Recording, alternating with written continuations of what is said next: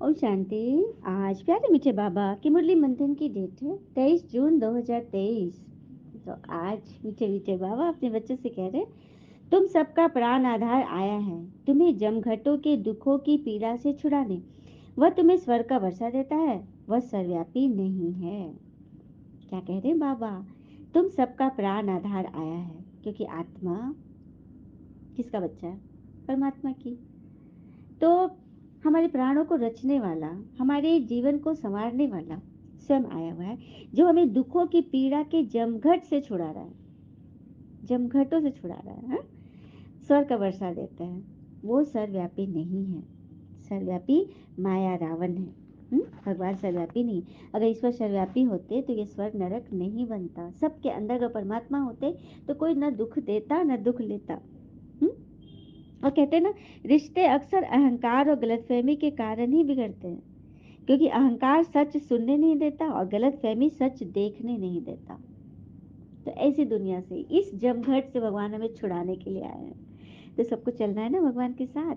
प्रश्न है, इस राजयोग में कौन सा योग सदा कंबाइंड है? इस राजयोग में कौन सा योग सदा कंबाइंड है? उत्तर, इस राजयोग में प्रजा योग सदा ही कंबाइंड है, क्योंकि राजा रानी के साथ साथ प्रजा भी तो चाहिए। क्या बात है! इस राजयोग में सिर्फ सब लोग राजा राजा राजा बन जाए और प्रजा कोई नहीं रहे तो राज किस पर करेंगे? तो राजयोग के साथ प्रजा योग भी है। हाँ, अगर सब राजा बन जाए तो किस पर राज करेंगे? सब कहते हैं महाराजा महारानी बनेंगे, हम राजयोग सीखने आए, पर तो राजा रानी बनने के लिए तो बहुत हिम्मत चाहिए, पूरा बल होना चाहिए ना। बाबा पर पूरा पूरा बलि चढ़े तब तो राजाई में जा सके। सिर्फ महाराजा महारानी बनने का स्वप्न देखने की तो बात है नहीं, पढ़ाई पढ़नी है। हाँ, देखो, सीखना है हमें राजयोग, प्रजा योग सीखने की बात नहीं है। अगर नहीं सीखेंगे, नहीं बनेंगे, पूरी रीति नहीं चलेंगे, अपने आप प्रजा में आ जाएंगे। तो सुख सुख पाने की इच्छा रखते हैं, दुख अपने आप मिलता है। अगर कुछ व्यर्थ में चले गए, ध्यान नहीं दिए, अटेंशन नहीं दिए, अपने आप दुख आ जाएगा।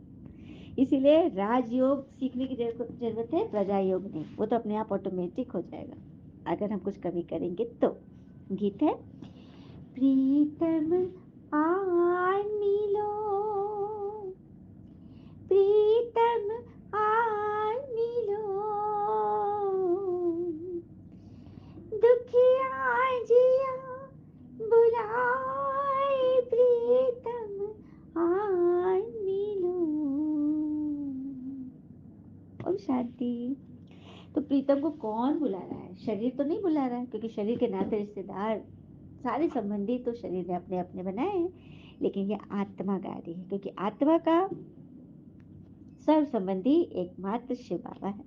तो आत्मा ही अपने भगवान पिता प्रीतम साजन साथी सबको बुला रही है। हाँ? इसमें सर्वव्यापी का ज्ञान तो ठहरता ही नहीं है। हम्म? अगर सर्वव्यापी यही है, नीचे ही है हर एक आत्मा के अंदर, तो बुलाने की क्या दरकार है ना बात? तो ये सब बात की काट है यहाँ पे, है ना। प्रीतम भगवान एक है, क्रिएटर एक है, विश्व तथा सृष्टि का चक्र भी एक है। बच्चे जानते हैं कलयुग से फिर सतयुग होगा, सतयुग से फिर एक आदि सनातन देवी देवता धर्म का राज्य होगा। ये नॉलेज है ना। तुम बच्चे जानते हो भगवान कैसे आते हैं? शिव तो है निराकार, अब कैसे आएंगे? जरूरत तन का आधार लेंगे, उसी के आधार से तो बाबा आते हैं, है ना।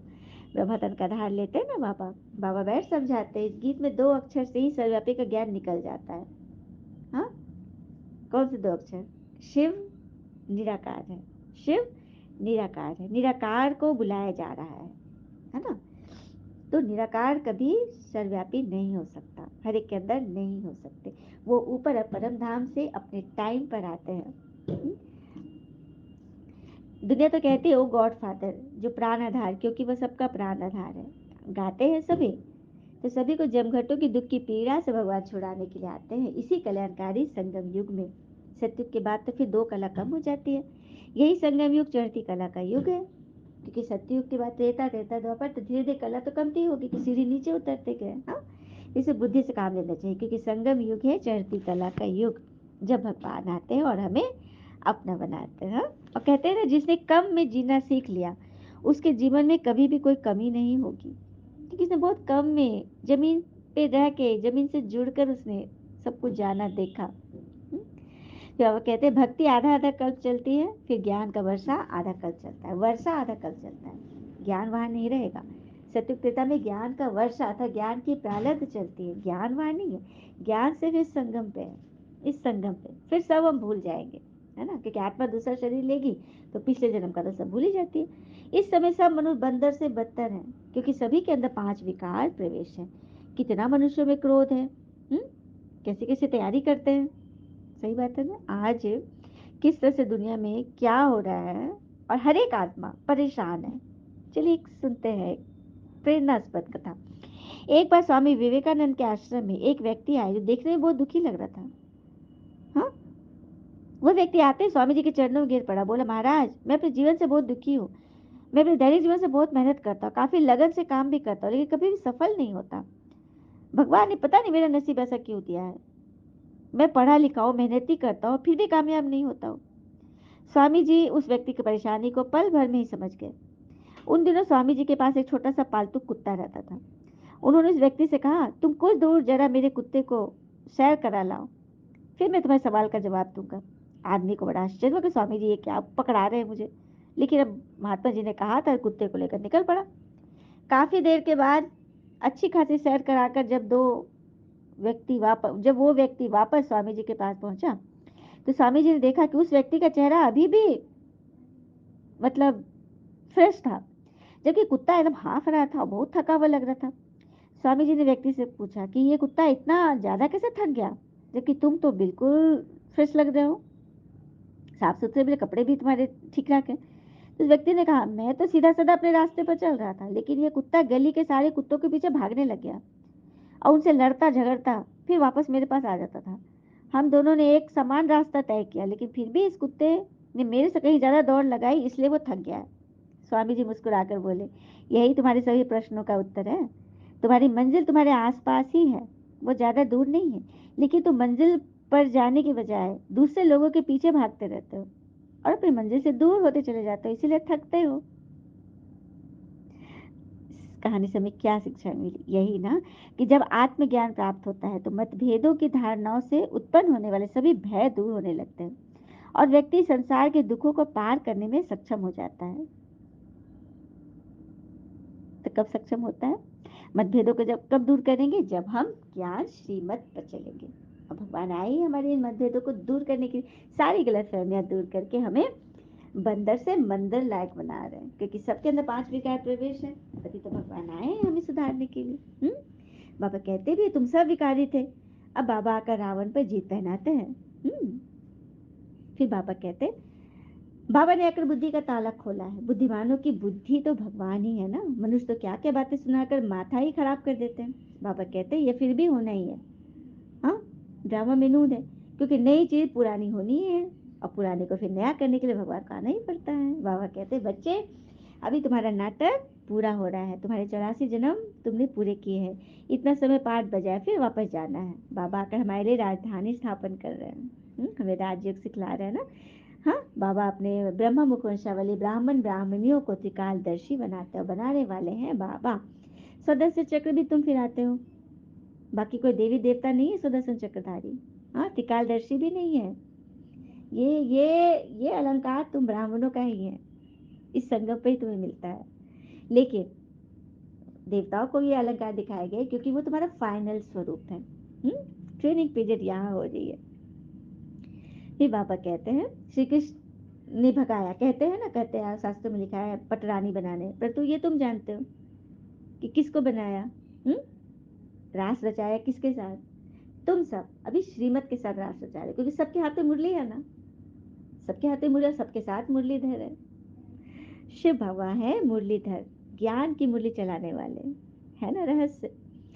फिर बाबा बोलते हैं भक्ति में तो शिव पर बहुत बलि चढ़ते आए हो। तो बलि चढ़ने का अर्थ क्या है? बलि चढ़ने का अर्थ क्या है? बलिहार जाना, तन मन धन संबंध संपर्क से संपूर्ण रीति से समर्पण, बाबा को सब कुछ सौंप दे, तभी तो बाबा उसको स्वीकारेंगे।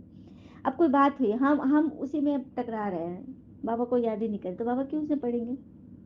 जब हम बाबा को सौंप देंगे तब तो बाबा आएंगे ना, और हमारी मदद करेंगे, क्योंकि हम फंस चुके हैं। किसमें फंसे? आज हम दौलत के नशे में इतना फंस गए हैं, उसको जमा करने में, रखने में, उठाने में, कमाने में, की बात मत पूछो। और कहते हैं ना कि इंसान कहता है अगर पैसा हो तो मैं कुछ करके दिखाऊं। इंसान कहता है मेरे पास पैसा होता तो मैं कुछ करके दिखाता, लेकिन जब पैसा क्या कहती है, दौलत क्या कहती है कि तुम कुछ करके दिखाओ तो मैं आऊं। ये बात है। तभी तो बाबा कुछ करके दिखाने की भी विधि बता रहे कि कैसे धन कमाना है। तो तन और मन को एक कर दो। जिस काम में हम 100% तन लगा दिए, मन लगा दिए, वहां से तो फिर धन मिलेगा ही मिलेगा। तो ये विधि तो भगवान हमें बैठ सिखा रहे हैं। हाँ? तुम ब्राह्मण ब्राह्मणियों का ये सर्वोत्तम युग है। कौन सा? संगम युग। हम्म? इसी में तो तुम भगवान से मिलते हो। हम्म? वेद का बाबा कहते हैं और सभी से बुद्धि निकाल, माँ में कम याद करो। व्यर्थ बातों से बुद्धि निकालो, जहाँ कचरा में फंसता है, कंकड़ में, इसी में तो मेहनत है। 84 जन्म तुमने लिए, अब तुम्हारा अंतिम जन्म है। तुम बाबा के बने हो तो उसने ही कितने मीठे मीठे नाम दिए हैं। बाबा ने हम बच्चों को कितने मीठे, सबसे पहले बाबा क्या बुलाते हैं? मीठे बच्चे। तो हम बच्चे भी बाबा को बोलते हैं मीठे बाबा। पापा कहते हैं माए के तूफान तो बहुत लगते हैं, अच्छे अच्छे बच्चे भी गिर पड़ते हैं, युद्ध है ना। तुम सर्वशक्तिमान के बच्चे हो तो माया भी तो कम शक्तिशाली नहीं है। आधा कल्प उसी का तो राज है। इस समय माया भी जोर से पछाड़ेगी, इसको तूफान कहा जाता है। हनुमान का मिसाल है ना। तुमने माया के कितने भी तूफान आए परंतु तुमको हिलना नहीं है, सदैव हर्षित रहना है। जितना रुस्तम बनेंगे उतना माया भी जोर से रुस्तम बनकर वाय करेगी, देखेगी लायक है वह नहीं, क्योंकि अंतिम पेपर है ना। वो तो बार बार बाबा से कहती कि अब मेरा अंतिम समय आ गया बाबा, तो मेरे जाने का समय है, लेकिन बच्चे मेरा आह्वान कर देते, क्या क्यों कैसे कर देते हैं, तो मुझे आना पड़ता है। बाबा समझाते हैं कुछ भी हो जाएगी, कुल कलंकित मत बनना। मैं परमधाम से आता हूँ तुम्हें पढ़ाने के लिए। तो तुम्हें पढ़ना है ना, राजाओं का राजा बनाने आया हूँ। बच्चों को याद रखना कि इस पारलौकिक बाबा का कोई पिता नहीं है, वो है ही सुप्रीम नॉलेजफुल, न उसका टीचर है न कोई गुरु है। वो हमें पढ़ा रहे हैं हमारी सदगति कराने के लिए। अच्छा, मीठे मीठे बच्चों प्रति भगवान की नमस्ते। हम बच्चों की भी प्यारे बाबा को नमस्ते। धारणा के लिए मुख्य सार पहले पर, इस अंतकाल के समय में एक पिता को ही याद करने का अभ्यास करना है, अशरीरी बनना है। इस अंतकाल के समय में एक पिता को ही याद करने का अभ्यास करना, अशरीरी बनना है। दूसरी पर, कभी भी कुल कलंकित नहीं बनना है, माया के तूफानों से हिलना नहीं है, सदा हर्षित रहना है। वरदान, अपने चेहरे रूपी दर्पण द्वारा मन की शक्तियों का साक्षात्कार कराने वाले योगी तो आत्मा भव। अपने चेहरे द्वारा, अपने चेहरे रूपी दर्पण द्वारा मन की शक्तियों का साक्षात्कार कराने वाले योगी तो आत्मा भव। जो मन में होता है उसकी झलक मस्तक पर जरूर आती है। ऐसे नहीं समझना कि मन में तो हमारे बहुत कुछ है, लेकिन मन की शक्ति का दर्पण चेहरा अर्थात मुखड़ा है। कितना भी आप कहो हमारा योग तो बहुत अच्छा है, हम सदा खुशी में नाचते हैं, लेकिन चेहरा उदास देख कोई नहीं मानेगा। सुना? कितना भी आप कहो कि हमारा योग बहुत अच्छा है, लेकिन आपका चेहरा मुंझा हुआ है, क्वेश्चन भरा है, तो कोई नहीं मानेगा कि आपने जो पाना था सो पा लिया। तो इसके लिए खुशी की चमक चेहरे से दिखाई दे। खुश्क चेहरा नहीं, सूखा हुआ चेहरा नहीं, खुशी का चेहरा दिखाई दे, तब कहेंगे योगी तू आत्मा। क्योंकि चेहरा ही तो हमारा बोर्ड है। हम चेहरे को सजाते हैं, संवारते हैं, शादियों में भी हर तरह का तोड़ निभाते हैं। क्यों? ताकि लोग ये समझे कि ज्ञान में होके भगवान को प्रत्यक्ष कर रहे हैं। अपने व्यवहार से, अपने रूप से, अपने गुणों से, अपनी शक्तियों से हम ईश्वर को प्रत्यक्ष कर रहे हैं, क्योंकि ईश्वर साथ है, तभी तो ये बात है ना। स्लोगन, जब सरल स्वभाव, सरल बोल, सरलता, संपन्न कर्म हो तो बाबा का नाम वाला कर सकेंगे। सुनिए आगे ना बात, कौन सी बात? जब सरल स्वभाव हो, सरल बोल हो, सरलता संपन्न कर्म हो, तब बाबा का नाम वाला कर सकेंगे, तभी तो सरल सरल बाबा को हम प्रत्यक्ष कर सकेंगे। अच्छा, ओम शांति। शुक्र मीठे बाबा वो बाबा के प्यारे प्यारे बच्चे, आप सबका जीवन सदैव शुभ हो। ओम शांति।